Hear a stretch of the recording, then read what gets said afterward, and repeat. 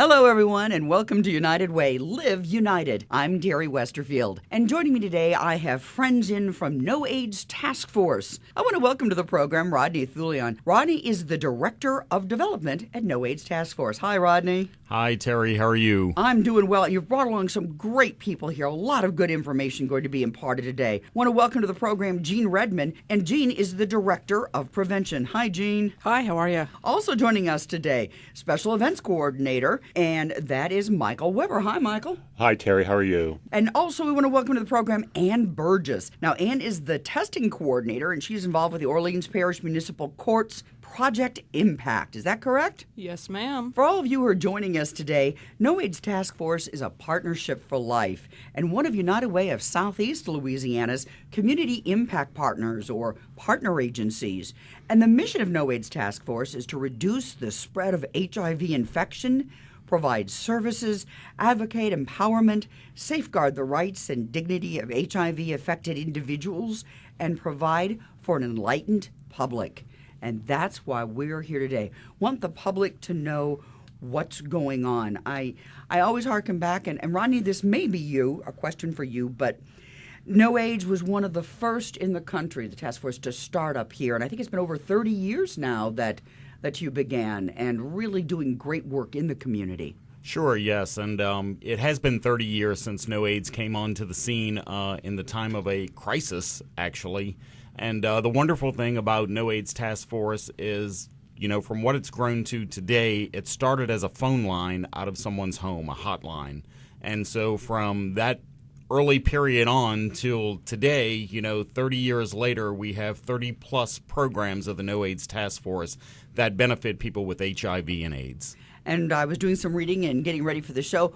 More than 20,000 people you help annually, and that's 35 locations, even down in Houma Thibodaux? Down in Houma Thibodaux, yes. So, and you said it started with the crisis, and I think about, unfortunately, the ebb and flow of we've seen great numbers and then drop again. And I think it was a couple years ago, I haven't seen new data, maybe this is where you all can help me, but that Baton Rouge was growing quickly in terms of new HIV cases, that we had started to grow a little bit again. And I know that we had really gone down, that there has been so much work done by No AIDS Task Force, but it seems to be a new population that's now coming, you know, getting in and finding that they're having difficulty in becoming affected. Yes, and I'm going to defer to Jean for that. I mean, she knows all the statistics. She deals with prevention and so forth. Yeah, what's happening in, certainly many areas, particularly the larger cities, were hit in the initial days of HIV and AIDS. And we saw that in New York and San Francisco and Chicago and New Orleans, too. But what we've seen over time is that the epidemic has shifted, and it's really moved to the south.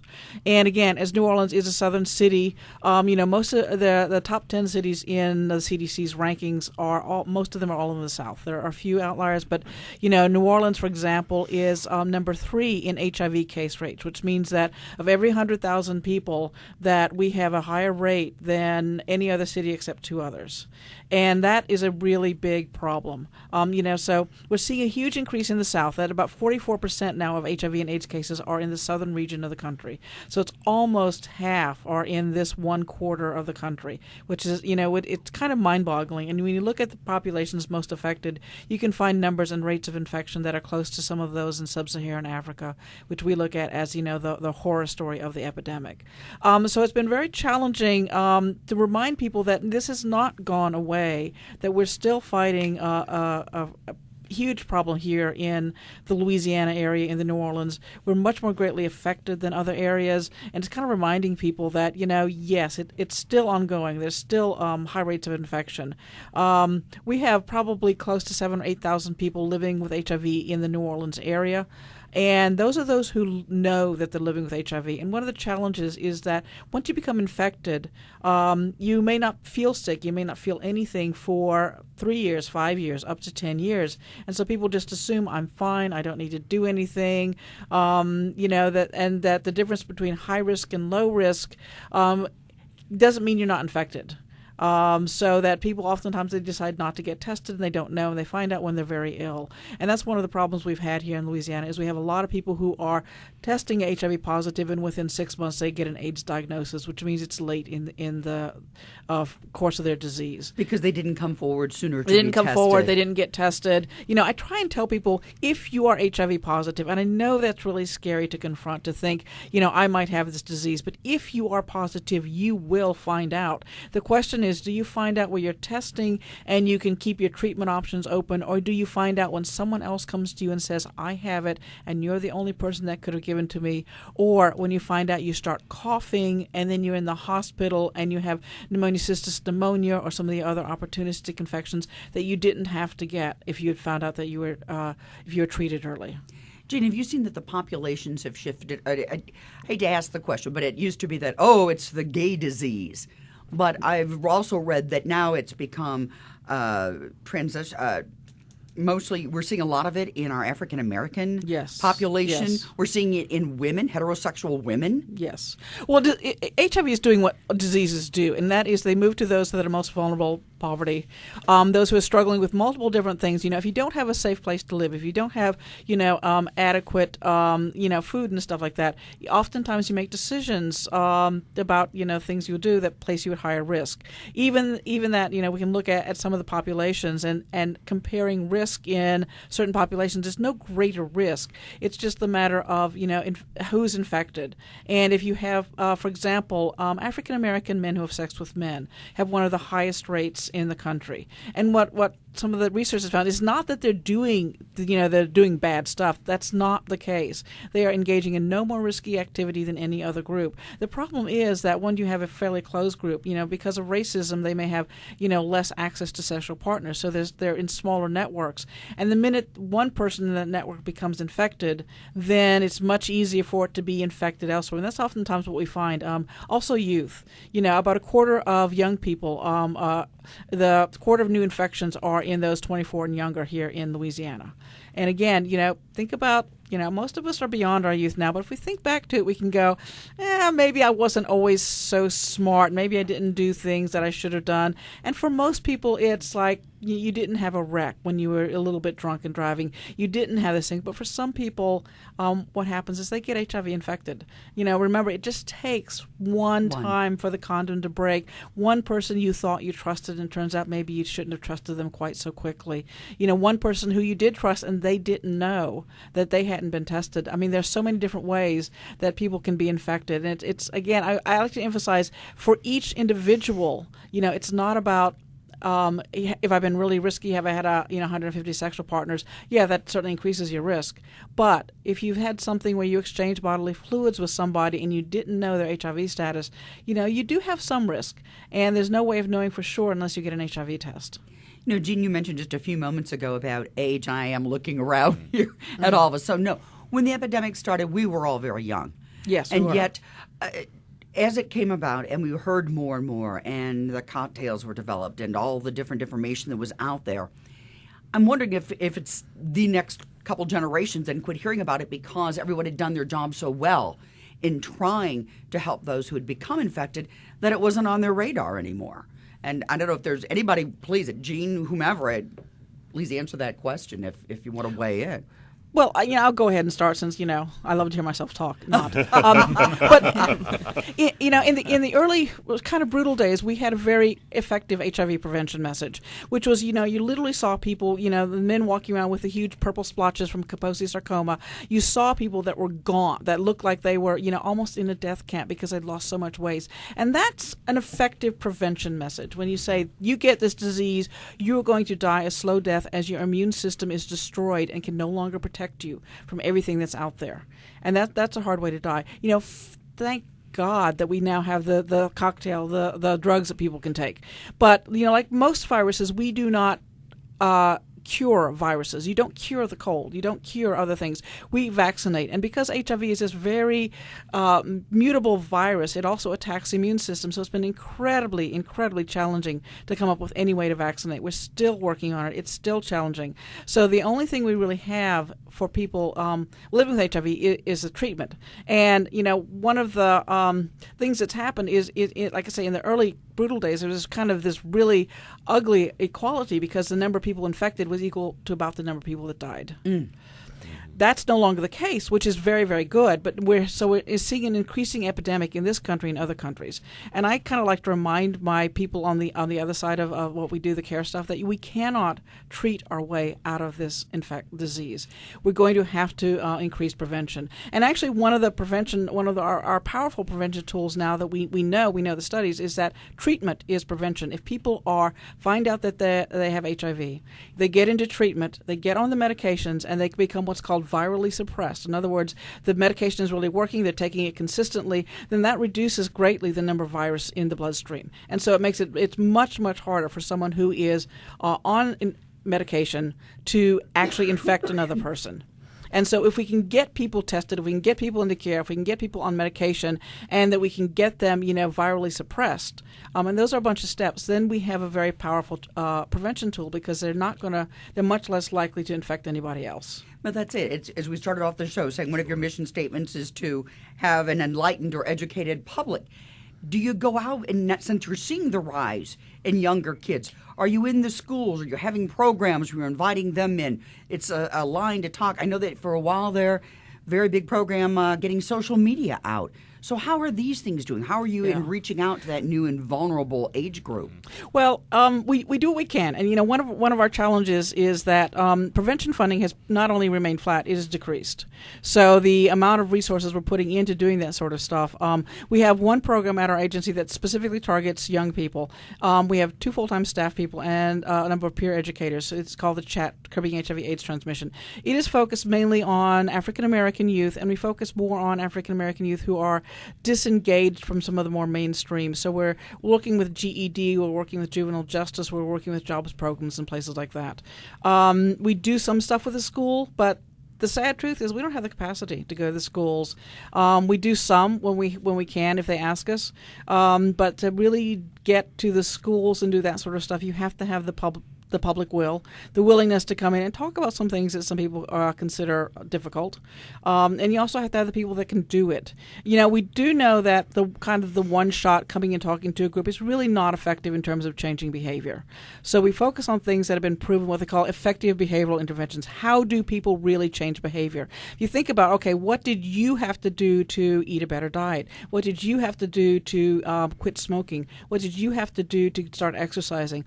All those things that we all should be doing in various ways to increase health. Well, it's the same with HIV and AIDS, is what do people do? How do they change life?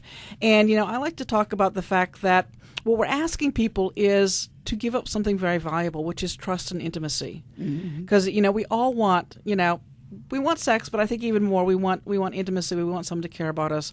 We want someone who can touch us. And when you say, I cannot trust you enough, I need to put this barrier between us, I need to think you might have this, that's a hard thing for people to grasp and really incorporate into what they do. So I know that, as hard as it is to say no to birthday cake, when we're thinking about dieting, it's the same sort of struggle to think about HIV prevention. And even for, we have, multiple different populations. I hate to be talking a lot, but you keep asking questions that I can ask. We have young kids. People are like, well, why don't they know? And I'm like, well, because they're 18 and they know as much as we did when we were 18. 18, which is not a lot. And you made the good point that you're teasing about the birthday cake, but if you can reach inside yourself, and you're right, quit smoking, yes, quit drinking, or quit doing a lot of the bad things that you know are bad, then you're talking the difference. You started off the program, too, with high risk and low risk behavior. So it is about, first of all, being aware how you can contract HIV. Right. Sure. And I think most people do know, but are any of you ever stymied by someone who comes in or says they have no idea?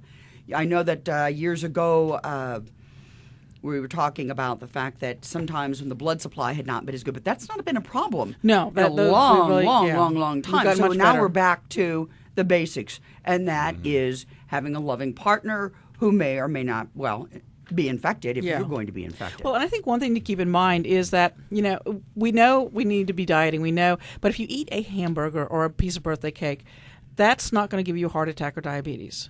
You have to do it cumulatively over time. But with HIV, all you need to do is slip up once and you're infected. And so it's a much greater burden of behavior change and challenging for people to do that. That's something we talk about when we do testing at the courthouse. We spend 5 to 10 minutes with someone in a room. We don't have a lot of time because we're actually one of our programs that's geared more towards large numbers as opposed to our clinic setting, which someone could come in and spend 20 to 30 minutes talking with someone. But we have a lot of misinformation that's out there, a lot of people that haven't been paying attention to anything that new that's come out with HIV or AIDS in the last 30 years. So they still, might think that they can get it from kissing someone or from touching someone or, things that are not actually transmission modes. So we have the opportunity to actually give a rundown of the basic information. We also have the opportunity, almost 40% of the people that we test are between 14 and 24. And that's our largest group. And if you add to that the 25 to 34-year-olds, so the 14 to 34, which is essentially from the inception of HIV hitting us to today, that makes up almost 70% of the people that we test at the courthouse. So we try to talk to people just so that they have, even in 5 minutes, like, here are the 4 modes of transmission. Here's the best way to protect yourself. And above all, particularly with a lot of the young women, I try to make the mention of, if you think of it more like pregnancy in some ways, you could have a lot of sex with a lot of different people, or even the guys too. You could have a lot of sex with a lot of different people and never get pregnant. Or you could have sex with one person one time and think it was the love of your life and get pregnant. Well, HIV, and really any of the STDs are that way. You could have a lot or you could have a little. And it just matters of, if you're unfortunate enough to get involved in that one time, then now you've got something. And it's something like HIV. Now you've got it, and there's no cure for it yet. And it's something that, without treatment will kill you.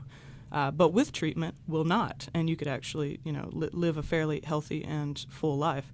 So that's something we try to give them, at least a small kernel of information. As we're talking to people. And that's pretty much all of our prevention programs, I'm pretty sure. We try to do something to that effect. Yeah, Anne's talking about her program at the court. We do HIV testing at the Orleans Parish Municipal Court. And that's people are being brought in or maybe incarcerated, correct? So it's actually anyone that's at the courthouse. Okay. So right now we're just in the afternoons, at the afternoon sessions in the municipal court building. So anybody that's sitting there, one of our staff would actually sidle up to them in the pew and, say, hey, you have 5 minutes? We're offering free HIV tests. And so we'd actually take them out of the courtroom to the testing room, do the test, and then return them to the to the courtroom for whatever they're in court for. And we also offer it to clerks, to court staff, to deputies and police officers, anybody that's there, or maybe random people walking through from their traffic court, what have you. So. It's very much a general population. Whoever's there that day, if they want one, they're welcome to come back and have one. Well, I know for a while, and Ronnie, please, I don't know if it's still on it, there was a kind of a van that was going around. Yes. And that you could, and I think one of the things that you were at different festivals and fairs, right. And some people saying, oh, I don't know, but others, you were actually bringing the opportunity to be tested to neighborhoods and to populations that otherwise might not have access. Sure. And that seemed to be something that was working quite well. Sure. And I mean, being out in the community is what actually works. And I think that Jean brings up a good point, that I think the fear factor may be gone in the younger community, that they have not really seen the face of AIDS on their friends dying, people who are emaciated, people who have Kaposi sarcoma, purple splotches on their skin. So the fear factor is a little gone out there for the younger generation. So being out in their face and educating them as best as you can, and the prevention division is always out there.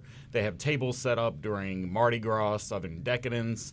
They're going out into the community and doing the testing that needs to get done.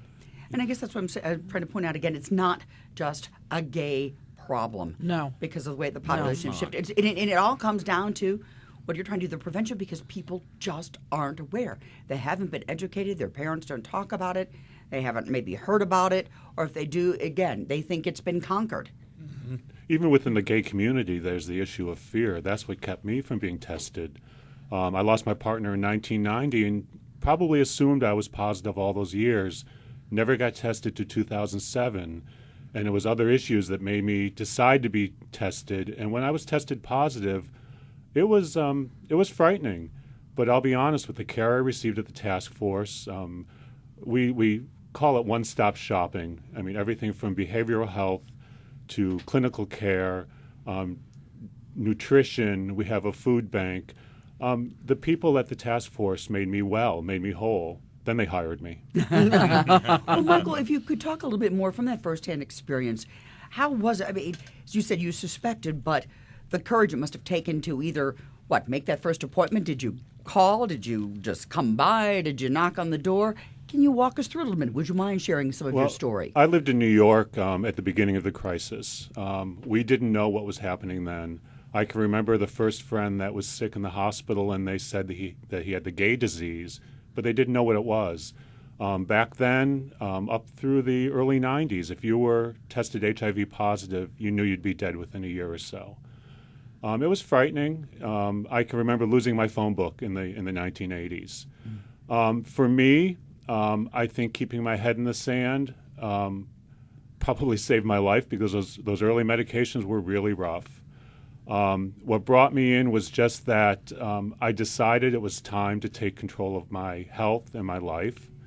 I came to the task force, to our office on Frenchman, and was tested one evening. And even though I knew that probably I was going to test positive, it was shaking. I got out, walked out the door, got on my bike, ran right across the street into a car. I mean, it was frightening. But then when I got into care, and I had a person that I saw once a month who gave me a hug at the end of my visit, sat there and listened to me, answered my questions. I then realized that the medications that we now have are so much better than 20 years ago, that the care just overall is so much better. It's not the frightening disease. Once you get the facts, once you know that you're tested positive, once you come into care, I can tell you that my viral load is undetectable. I'm so healthy I can't call in sick to work. No one would believe me. They will question you. Exactly. No, but that's great. And you were talking about just the food. I know that you do have the food program, because there are some who are quite ill and cannot get out. And that's just one of the many things that you do along those lines. Our Food for Friends program not only has a food delivery component with volunteers that deliver food to those that are homebound, but we also have a food pantry that helps people with their needs. Unfortunately, we can't give them everything that they need in a month, but they can come in, get a couple bags of groceries to supplement their needs. If someone has good nutrition, has a nice place to live, a safe place to live, they'll take their medications. They'll take care of themselves. Their self-esteem will become better. It's through all the things that the task force does that people stay well and live long, happy lives. And that's what's important. That's why the four of you are here, to tell more people about that. And Rod or Jean, Ann, Michael, whomever, people who are listening right now, and they do want more information. They want to know, is there a number I should call? Is there an address I should go to? What should they do if they want to take some first steps? Because they do need more information, maybe for themselves or a loved one or a friend or neighbor down the street. Sure. Well, I mean, if they want to get tested, they can always go down to the Frenchman Street office at the Community Access Network. Yeah, actually we do testing Monday through Saturday at various locations. We do testing at the 507 Frenchman Street, Monday afternoons from 1 to 3, Thursday evenings from 4:30 to 7:30, Tuesday and Thursday evenings, Saturday from 1 to 3. We also do testing at our main office Wednesday evening from 5 to 7, and we usually have someone who is bilingual in Spanish that time. And we also do testing at the main office on Fridays from from 1 to 3. We do testing at the mobile medical unit, which is over in different locations. We also do testing at what we call venues. So we go out to locations in the community, like some of the bars and stuff in the French Quarter, and we actually do HIV testing there to try and, because we really want to make it accessible to people. So we have a huge variety of testing options. You can certainly call into the numbers and get that schedule, so they don't need to remember it. And and if they do have a number or even the website or or what's easier, the best. website, noaidstaskforce.org is the easiest, or 821-2601. And I tell you what, after you've just said that, somebody's going to run right now and grab a pen and paper. So, Sure. Rodney, please, one more time, that phone number and website. Sure, it's noaidstaskforce.org or 821-2601. And then it will give a listing of all the places, Yes, Gene, it that you're will. talking Yes. about where that Yes. you can be found. Absolutely. Also, don't forget, if you're at the municipal court. Or anywhere near Tulane and Broad, any day of the week, Monday through Friday, that's not a federal holiday, then we will be doing testing in the afternoons from 2 to about 5 o'clock when they close the doors. We'll also start morning testing, so from about 8 o'clock until 11. So just about any time, if you're Tulane and Broad and you're like, you know what, I'm going to go to the municipal court just because I love going to courthouses. You can come on in and see us there, too. Testing's quick and easy. It is. Yes. We do the rapid Insti test. It's 60 seconds. And what does that intake? You said it's 60 seconds. It does look. Somehow in my mind I'm envisioning like the little tuberculin time they used to have years ago, just and go, or what is it? Just about. So the Insti test just came out a couple years ago, or a little more than a year ago, I guess. Yeah. And it's a finger stick, but you just poke the finger real quick and take just a little bit of blood out and run the test. And the test takes about 45 seconds to 60 seconds. And from the time of poking somebody in the finger to the time the test can be read, you're talking about a minute. So. All right, now wonder can you get false positive? So if you do get something like this, is it suggested you go and have another test, or Yes, actually, there's a specific algorithm that we follow that's from the Office of Public Health, and what they've researched is that if you do 2 rapid tests of a different kind, so if someone, for example, came up on the Insti test, what we would do is there's a second kind of test. There's an oral swab test that we can do, and if those both indicate that there is infection, then that's a very clear sign. No test is perfect, but it's going to be very, very accurate. At that point, what we do is we recommend the person go into care. And once they get into medical care, then they're going to be drawing things like a viral load, which will look more specifically at how much virus. Then they will do testing. They'll do another test. They'll do blood, all that sort of stuff. Well, I tell you what, folks, and Michael, I almost have to apologize to you because we've been talking so much and so much good information, but no one can. United Way is proud to be a partner, a community partner and funder, but it takes so many to do this kind of work. And please, Michael, part of your big job is not only thank you for sharing your story, but getting the word out there about how others can help support you as well through the many different events and things you've going on. Throughout the year, No AIDS Task Force has a number of fundraising events. Just this past weekend, we had the Saints and Sinners Literary Festival here in New Orleans. We put that on with the Tennessee Williams Festival folks. It brings people from around the country, LGBT authors, writers, publishers. We do a number of events during the day, master classes. You could have your work critiqued. We also had events in the evening at some of the historic homes. Coming up on May 29th at the Ogden Museum of Southern Art, we have a wonderful event. We call it our Young at Art program, which is sponsored by Chevron. Young at Art is a group of people that are supporters of the task force, interested in the arts. On the 29th, the Ogden's opening its doors during after hours in the evening. You'll see live music. The Geraniums are playing. There's an interview with a music historian. The Ogden Museum is open. And our guests can buy tickets by calling us at 821-2601, extension 256. Tickets are just $15. That includes a cocktail. You have to have a cocktail in this town to have a party. Plus, $5 of that ticket price will go to our Life Skills program, which is a program also sponsored by Chevron, which helps our clients learn the skills of living their lives. Everything from balancing a checkbook, art therapy, they do a writing class. We even had Poppy Tucker come in and do a cooking class with us last year. In July is our next big fundraiser, which is Dining Out for Life, Thursday, July 17th. Poppy Tucker and Christian LeBlanc are our chairs over 100 restaurants throughout the city. Just go to a restaurant, go to www.diningoutforlife.com, look for a local restaurant, call your friends, go out to dinner and have a good time. 25% of what you spend will go to the task force. And it's a fabulous evening. I've even been with friends where we've gone to several different restaurants. We kind of have our own personal progressive dinner. Sure. There's really Right. no easier way to support the Right. No AIDS Task Force because all you have to do is what we do best. Right. In New Orleans, eat. Eat for life. Exactly. Exactly. And Michael, if there's anything else, we've got just a second or so. But it sounds like you've captured the big ones. What I have to ask is if you'll all come back, because there's more to talk about. There's more that needs to be done. Absolutely. Absolutely. And I want to thank you all for being here today. Sure. Rodney Thulion, who is the Director of Development for No AIDS Task Force. Gene Redmond, who is the Director of Prevention. Michael Weber, who is the Special Events Coordinator. And Ann Burgess, who is the Testing Coordinator. And she's over at Orleans Parish Municipal Court for Project Impact. And for United Way, I'm Terry Westerfield.